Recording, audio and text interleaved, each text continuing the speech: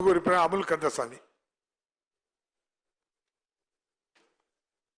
மாண்புமிகு பேரவைத் தலைவர் அவர்களே, மாண்புமிகு எதிர்க்கட்சி தலைவர், எதிர்க்கட்சி துணைத் தலைவர், மரியாதைக்குரிய எதிர்க்கட்சி கொறடா ஆகிய மூவரையும் வணங்கி எனது தொகுதியான வால்பாறை மலைப்பகுதியிற்கு தமிழ்நாட்டில் உள்ள அனைத்து சுற்றுலா பயணிகளும் வந்து செல்கின்றனர். அதற்கு மேலும் அருகாமையில் உள்ள கேரளாவில் இருந்தும் கூட சுற்றுலா பயணிகள் வந்து செல்கின்றனர்.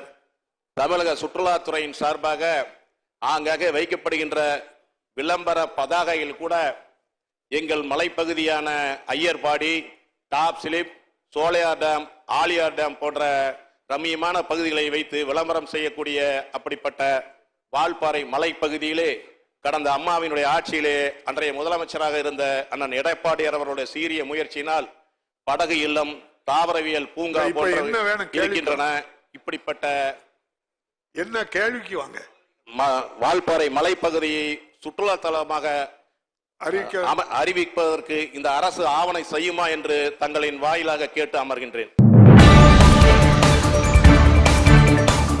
செய்திகளை உடனுக்குடன் தெரிந்து கொள்ள நமது அம்மா இணையதள தொலைக்காட்சியை சப்ஸ்கிரைப் செய்து அருகில் உள்ள பெல் ஐகானை அழுத்த